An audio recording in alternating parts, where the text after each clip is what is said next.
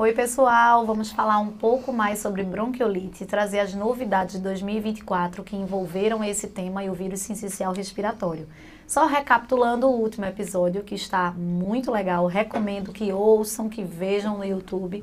Nós falamos no episódio anterior sobre a definição de bronquiolite, a sazonalidade, o que é que mudou, quem são os vilões agora no pós-pandemia. Falamos também sobre o quadro clínico e diagnóstico e trouxemos as polêmicas do tratamento. Agora, terminamos no episódio passado, falando sobre antibiótico terapia, que eu queria que nossa maravilhosa Amanda Pereira e nosso maravilhoso Felipe Marinho, que estão aqui conosco, queria que a Amanda trouxesse um pouco mais sobre antibiótico terapia, sem dar muito spoiler, porque teremos um episódio falando sobre pneumonia, tá? Pneumonias adquiridas na comunidade, mas fala um pouquinho sobre as complicações bacterianas que podem advir com a bronquiolite e também vamos falar sobre vacina contra vírus sincicial respiratório dada na gestante e as novidades dos anticorpos monoclonais, né? Quentíssimo. Quentíssimo. Vamos lá. Então, em relação aos antibióticos, né? Como a gente revisou na fisiopatologia, via aérea vai ser acometida, desde a superior à inferior. Complicações de infecções de vias aéreas superiores. Otite, sinusite, são as mais comuns. Quando a gente estuda infecção de via aérea superior, a gente lembra também de amidalite, faringite, abscesso periamidaliano, mas isso não entra muito aqui nessa... Como complicação de bronquiolite, Como complicação de bronquiolite. É mais realmente otite, sinusite, sendo a otite aquela ali disparada, né? Crianças inclusive, pequenas, os pequenininhos podem ter sinusite, né? Sim. Que muita gente acha que não, mas é tão pequeno, tem sinusite. Tem, pessoal. A gente já nasce com maxilar e etimoidal aerado. Então, é possível. Só não é o quadro né? clínico clássico, né? Só que a não. gente está acostumado nos adultos, mas Isso. poder pode. E nem vai fazer raio-x, né? Não, raio-x proscrito, inclusive. Sigamos. Favor. Mas aí a otite, pensando numa criança pequena, realmente com uma anatomia mais difícil, aquele conduto auditivo mais retificado, um movimento ciliar mais lentificado também, uma criança com tudo menorzinho, mais chance de acúmulo de secreções, a otite termina sendo uma complicação bem comum. E aí a gente vai ter que tratar o agente etiológico mais comum na otite, tá? Lembrando que se esse paciente está dentro de um ambiente hospitalar, porque ele foi internado por conta da bronquiolite, obviamente que eu vou ter que pensar num agente etiológico diferente. Mas pensando naquele paciente que está fazendo uma doença comunitária, eu vou ter que tratar realmente pneumococo, hemófilos e moraxela. Perfeito. Que vai ser o que vai entrar como agente etiológico principal, tá? E a gente vai fazer a velha e boa. Provavelmente é amoxicilina ou ampicilina, dependendo se vai fazer venoso ou não. Exato. Pensar, ponderar que essa complicação veio de uma bactéria que está lá colonizando região de nasofaringe. Então, não tem que viajar na maionese e estar prescrevendo Vanquimeropenem porque essa criança não melhorou da febre. Ao invés de demonstrar melhora clínica, recrudescimento da febre, não melhora dos sintomas gripais. Então, ok, ou alteração de otoscopia, ok, tem uma complicação bacteriana, mas muito provavelmente é o velho e bom pneumococo, né? Exato. De casa, comunitária. De casa. Importante frisar isso. E aí a gente pode conversar um pouco mais sobre tratamento no podcast. A gente vai marcar um, né? Vamos, pneumonia. Vamos marcar um. Que aí vai ser, quando a gente fizer pneumonia, a gente vai falar muito sobre antibiótico e acho que a gente marca um também sobre infecção de via aérea superior para falar desses tratamentos. Isso. Mas aí a gente também pode ter a pneumonia como complicação de uma bronquiolite. Sim. Né? Uma pneumonia bacteriana como complicação da bronquiolite viral aguda, que aí também mesmo caminho. Lembrarmos de quais são os agentes etiológicos mais comuns e fazer o tratamento direcionado para isso, nada de muita invenção. Sim. E aí eu retomo um pouco a questão da azitromicina, tá, Tassi? Sim. Me preocupa um pouco o uso de azitromicina e a gente tem até... Tu vai trazer, Felipe, aquela tabela do Posso Cirela? botar, não estava aqui na programação, não, mas pode dizer. Mas a gente teve uma mudança considerável, né? No pós-pandemia, o uso da azitromicina foi meio maluco na pandemia para o Covid, O que é que não né? foi maluco nessa pandemia, né? Então, assim, a gente pensa que usar antibiótico é uma coisa boba, não é? Isso aí foi realmente ensinando a bactéria a lutar contra esse antibiótico. Sim. E uma coisa que a gente não tinha antigamente, que era a resistência de pneumococo à azitromicina, ao macrolídeo, Sim. hoje a gente tem resistência ao macrolídeo, que era uma coisa extremamente incomum antigamente.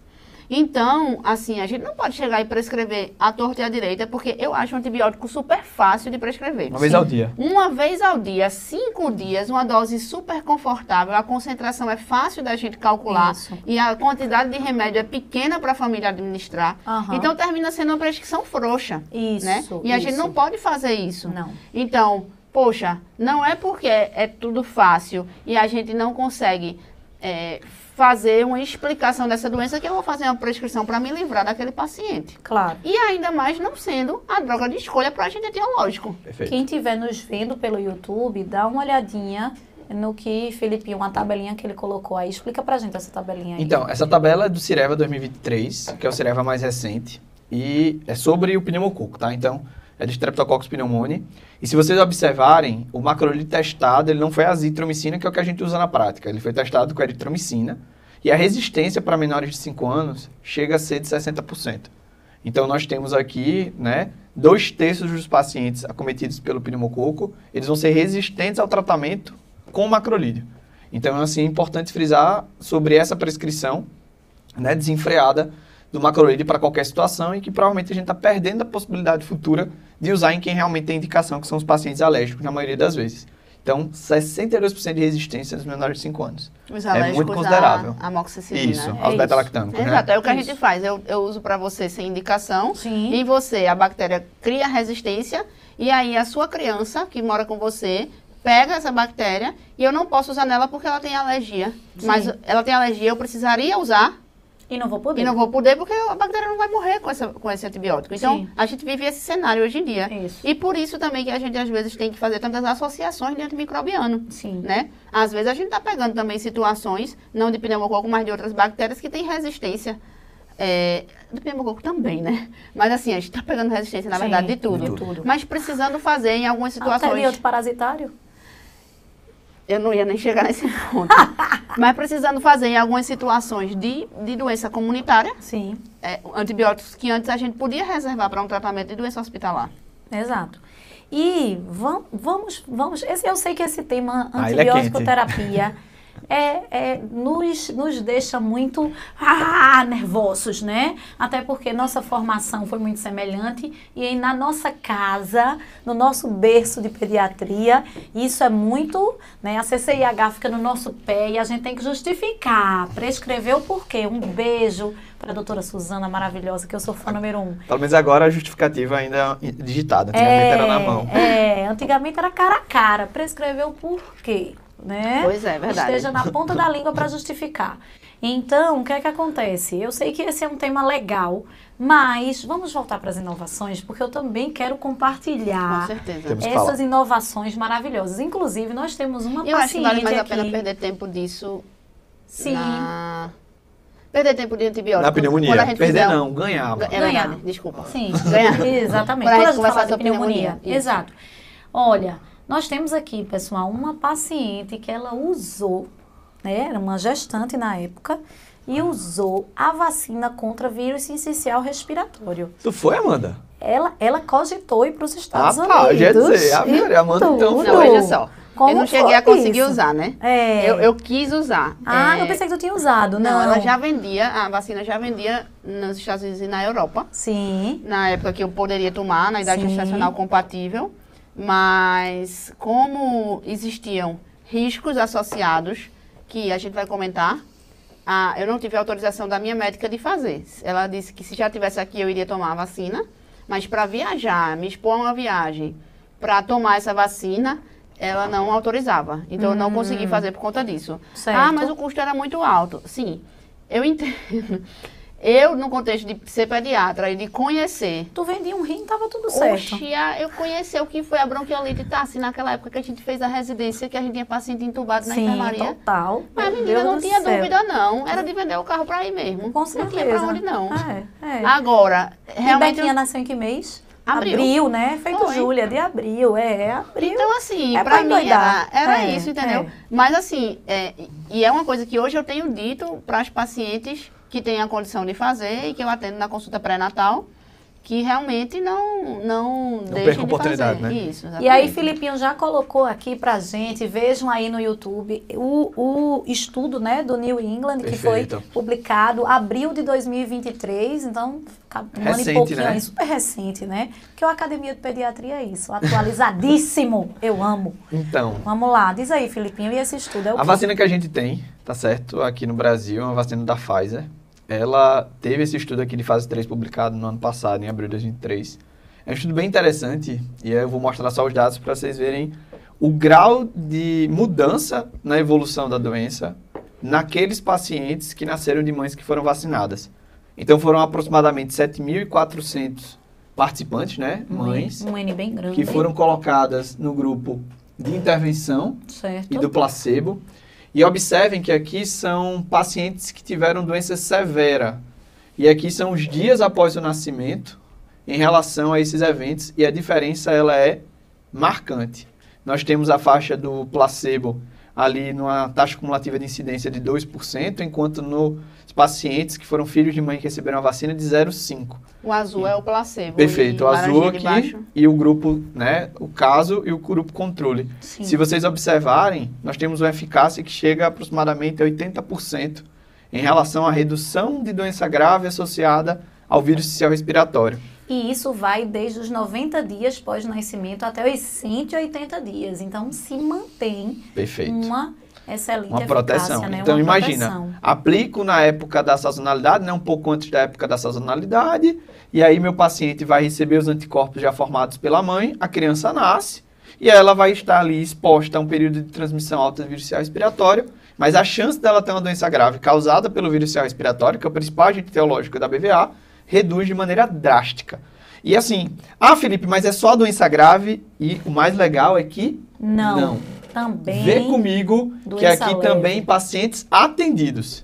Aí, claro, a eficácia reduz um pouco, mas Sim. ainda assim prevalente, né? São quase 55% ali de eficácia, mas também com a diferença bem marcante dos pacientes do grupo placebo e do grupo que recebeu a vacina. Então, é uma coisa assim que, para mim, é Bem significativo. mind-changing. É. Que agora eu vou usar o termo em inglês, já que é Ped Academy, que está aqui hoje, né? Vou até mostrar, vou até mostrar aqui a nossa logo, daqui a pouco eu volto marca, para a tabela, ver que coisa bonita. Tá lindo. Ped Academy, tá? Mas é Academia de Pediatria, que eu não gosto desses termos em inglês não, mas tudo bem. Mas voltando para o gráfico, vejam que é realmente uma intervenção que provavelmente vai mudar o que a gente conhece de sazonalidade pelo vírus sincicial respiratório, sem sombra de dúvidas. De bula, a partir de quantas semanas de idade gestacional pode Veja, ser usada? de bula, o que está lá é a partir da 24ª semana até a 36ª semana de idade gestacional, certo? Mas a Febrasgo, junto com a SBIM, né, que é a Sociedade Brasileira de Imunologia, a Febrasgo é a Federação da Ginecologia e Obstetrícia aqui do Brasil, defendem, na verdade, uma vacinação um pouco mais tardia, de idade mínima, que seria de 32 semanas. Então, para a Febrasgo, para a SBIM, eles falam a partir de 32 semanas até 36 semanas de idade gestacional. Lembrando que, para garantir a eficácia, a vacina precisa ser aplicada pelo menos 2 semanas antes do nascimento. Isso. Por isso que não poderia, por exemplo, entrou no termo, toma vacina. Não, tem que ser um pouco antes do período do termo, para que os anticorpos eles passem com, digamos assim, quantidade suficiente para a proteção da criança em relação à infecção pelo vírus sincicial respiratório. E de bula também o uso em gestantes até os 49 anos, tá? Por quê? Porque o estudo foi feito com essa população, né? Segurança, né? Segurança. No Reino Unido, só a título de conhecimento, eles fazem a partir de 28 semanas, tá? E na Argentina, a partir de 24 semanas. Então, eles Na seguem bula. realmente o que tem na bula na Argentina. Né? Isso que o Felipe falou, né? Pode ser uma pergunta até do paciente, para quem for atender. Se algum de vocês for atender um paciente, uma gestante, que pergunte, e aí, eu estou já com 37 semanas, eu posso fazer? Então, tem que lembrar de explicar para essa família que eu preciso de 15 dias para que o organismo dela faça a soroconversão e consiga transmitir via placentária Sim. esses anticorpos para o bebê. Perfeito. Isso. Se ela só nascer Se o bebê só nascer Com com 41, Deu certo. como foi meu caso, Deu certo. teria dado certo. O meu foi 37,5. E não teria Minha dado Júlia certo. foi 37,5. Não Teria, tipo, dado certo. gastado o dinheiro, Sim. você, no seu caso, Isso. sem ter feito. Então, existe isso também. Talvez exista uma população que fique aí num limbo, né? Sim. Que a decisão vai ser caso a caso, de conversa com o médico e a paciente. Essa né? questão de 15 dias, inclusive, vale para boa parte das vacinas, né? Sim. Então também é muito comum essa dúvida. Ah, vou viajar. Quanto tempo antes eu faço a vacina que vale a pena? Outras vacinas que seja. Sim. Né? Então, 15 dias na maior parte delas. Outra coisa interessante de você comunicar para o seu paciente é que você precisa de um intervalo de 15 dias, 2 semanas, entre a DTPA, a vacina contra difteria, tétano, coqueluche acelular, que a gestante toma. Obrigatoriamente. Né? Obrigatoriamente. Recebe Em pelo todas as gestações, quero deixar isso claro. Exatamente, né? Porque a gente se preocupa com o componente pertussis. Fiquei grávida todo ano. Todo ano tem que tomar. Exatamente, exatamente. Então, o que é que acontece? Você precisa de um intervalo de 15 dias entre a DTPA e a vacina contra o vírus sincicial respiratório. Mas pode ser feita simultaneamente no mesmo dia com a da gripe, tá? Então, não tem problema fazer no mesmo dia.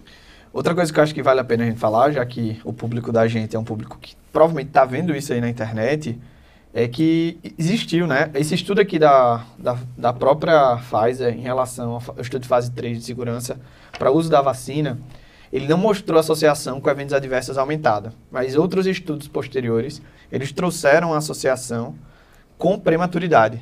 Então, a gente acredita que, por causa desses estudos, a Febrasgo e a SBIN aqui no Brasil acabaram jogando a idade mínima da aplicação da vacina para depois. Mas, claro, isso tudo sempre tem que ser discutido.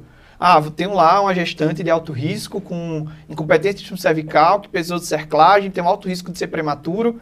Será que ela conseguiria levar a gestação até 32 semanas? Então, eu acho que avaliando o risco e, claro, gerando a discussão com a família, com a autonomia, já que essa vacina, por enquanto, é só na saúde suplementar, a gente vai conversar com a família, vai dizer da possibilidade do uso da vacina e de decisão compartilhada, eles vão ter que decidir se essa vacina vai ser ou não aplicada fora dessa faixa de idade estacional que é a Febrasgo e a SBIN, né, que são os representantes brasileiros aqui que orientaram a vacina, vai ser seguida ou se ele vai poder seguir a da bula, aí é risco-benefício que deve ser conversado com a família, sem sombra de dúvidas. Tudo que é novo vai gerar essas dúvidas, Essa né? insegurança. A gente trouxe isso aqui por ser uma questão atual e que certamente a gente vai ter, talvez, que fazer uma atualização disso aqui daqui 6 meses. Sem dúvida. No futuro próximo. Quando começar no SUS, seja a vacina ou seja imunoglobulina, né? E falando em SUS, e falando em mudança no SUS, né? Conitec tem aí um lançamento de uma consulta pública sobre o Nirsevimab. Toda vez eu digo Tassi tá minha com gente. dificuldade de falar esse nome. Eu treinei com ela 5 vezes antes de começar, mas ela conseguiu.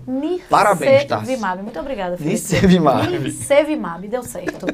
Conitec. O Conitec, inclusive, é interessante vocês verem. Quando vê uma nota técnica lá, antes passou pelo Conitec. Então, é um conselho nacional de profissionais técnicos que estudam, que avaliam, que fazem a busca na literatura científica e veem se determinado medicamento, terapêutica, enfim, tem realmente plausibilidade biológica e tem eficácia comprovada e que pode e deve ser implementado do SUS e custar, e claro que isso tem um custo, né? Então, se vale a pena aqueles milhões de reais investidos. Então, esse é um dos papéis do Conitec. Então, para nós profissionais de saúde, todo o material que o Conitec produz nos rende muito conhecimento. Então, acho que vale muito a pena determinado assunto que você queira estudar, bota lá no Google Conitec, C-O-N-I-T-E-C, com o assunto que é fantástico. Tem muita coisa. Né? Tem muita coisa boa. E aí, vamos falar sobre o Nirsevimab. O que é isso?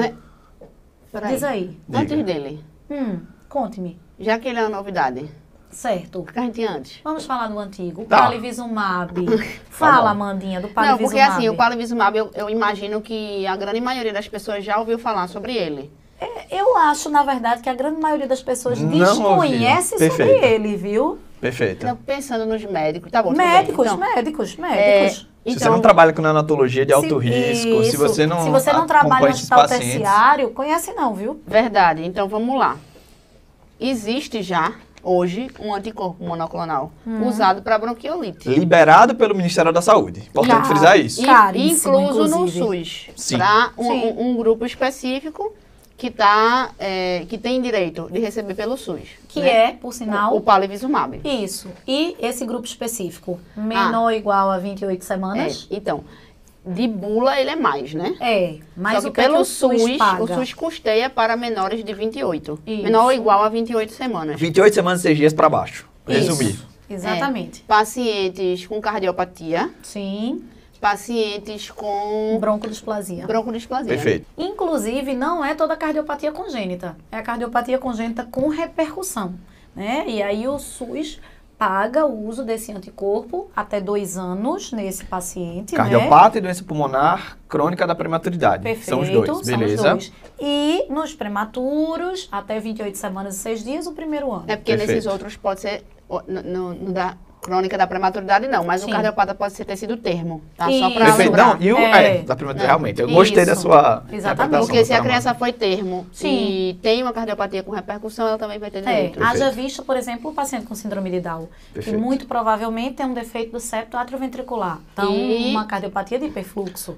Né? Inclusive, fica a recomendação do pessoal encaminhar, né? Isso, exato. Tem que ser encaminhado para receber. Tem. Lá no Hospital das Clínicas, por exemplo, a gente cada tem cidade do Recife, ou cada cidade do Brasil vai ter um centro específico para a administração do Palivizumab. Isso pode ser consultado no Ministério da Saúde. Então, o encaminhamento dessas crianças pode ser feito pelos postos de saúde para que elas recebam 5 doses, uma vez por mês, no período de sazonalidade daquela doença, do vírus sincicial. Então, a criança vai receber doses mensais no período de pico do ano em que o vírus sincicial mais circula, até completar os 2 anos de idade.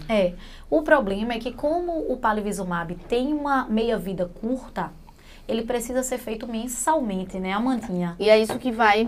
Uma das novidades que tu vai trazer, né? Talvez vai modificar, né? A gente ainda não tem a posição do Ministério. Porque a gente tem muitas questões envolvidas nisso, né? É a adesão. Então, eu fiz esse ambulatório, por exemplo, lá no Hospital das Clínicas. Teve porque sempre quando eu estava no ambulatório, aí sempre pegava um pediatra e, esse mês você fica no ambulatório do Palivizumab.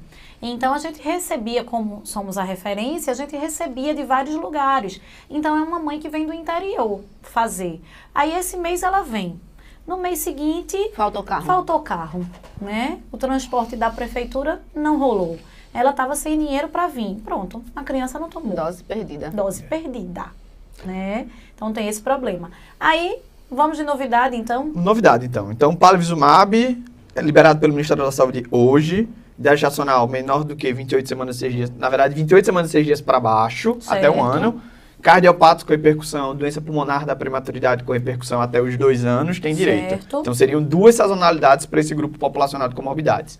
E aí a gente entra agora com essa consulta pública que Tassi trouxe sobre o Nirsevimab, que também é um anticorpo monoclonal, voltado para o vírus sincicial respiratório. Só que aí vem a parte boa. Ele é de dose anual.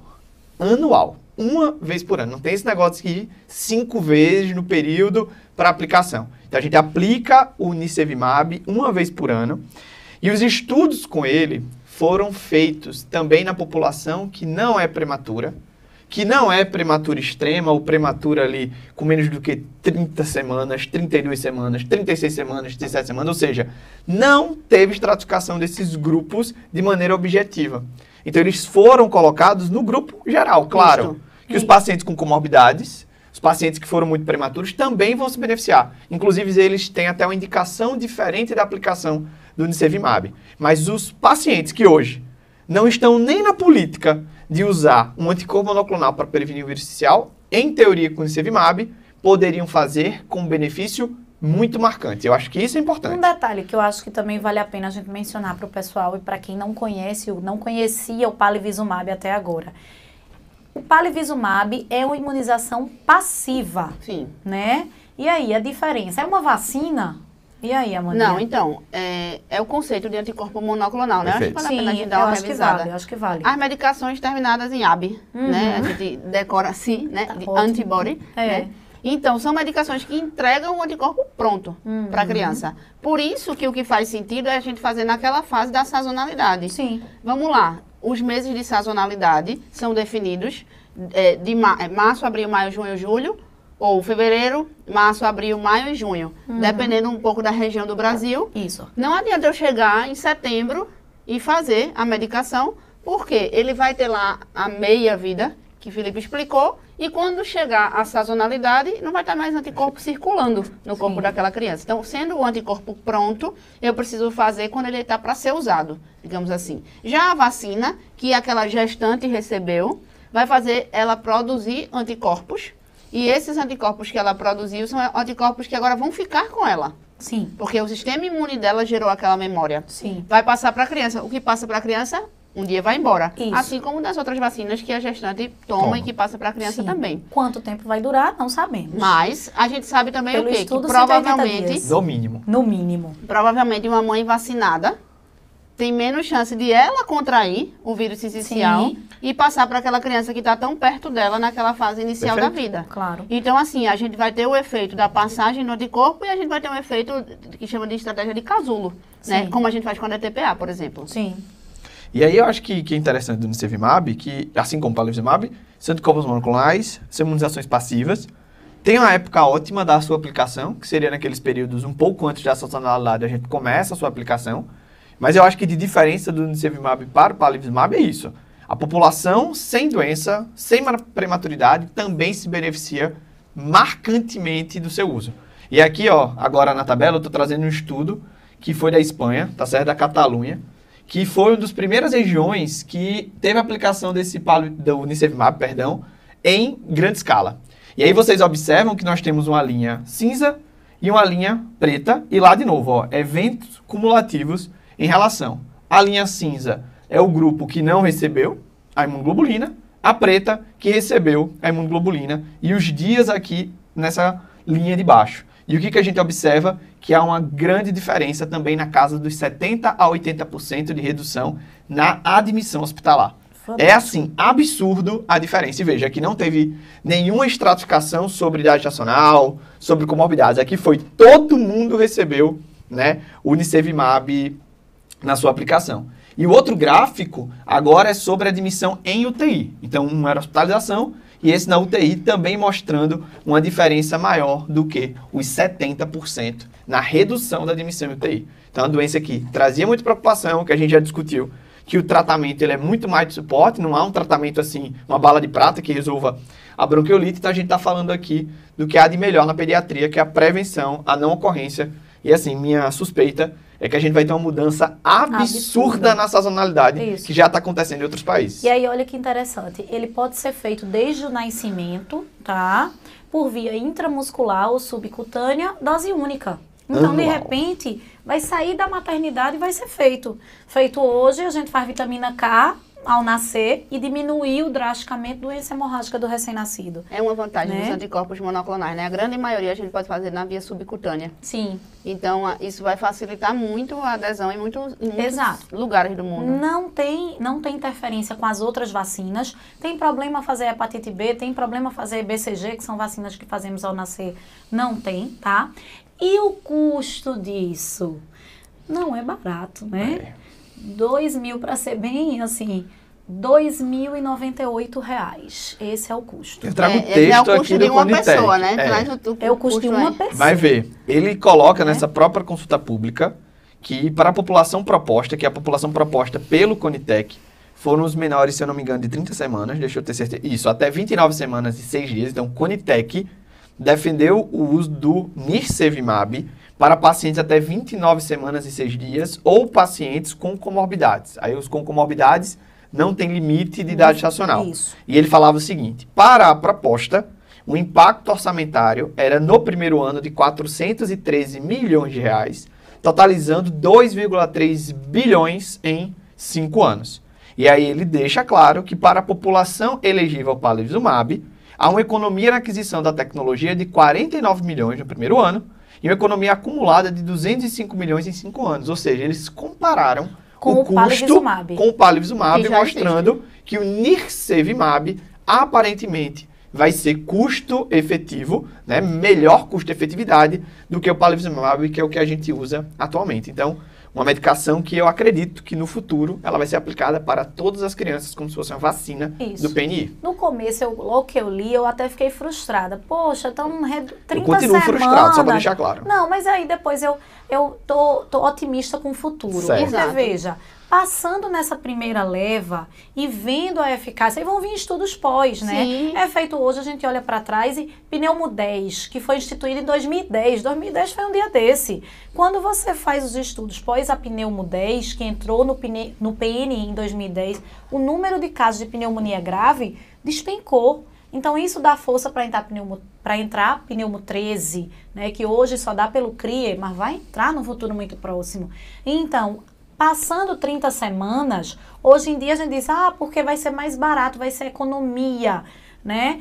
Com 30 semanas vai ser economia. No futuro próximo, a gente vai aumentando isso, né? 32, 37, todo mundo. Eu tô na Né? torcida do todo mundo. Eu E sou otimista pensando por assim, natureza. pensando no custo, como você falou, individual, para que a gente não deixe de falar isso antes da gente finalizar, o custo individual, pensando na rede complementar. Sim, na rede Né? Porque complementar, hoje em dia sim. os planos de saúde também custeiam isso, Sim. tá?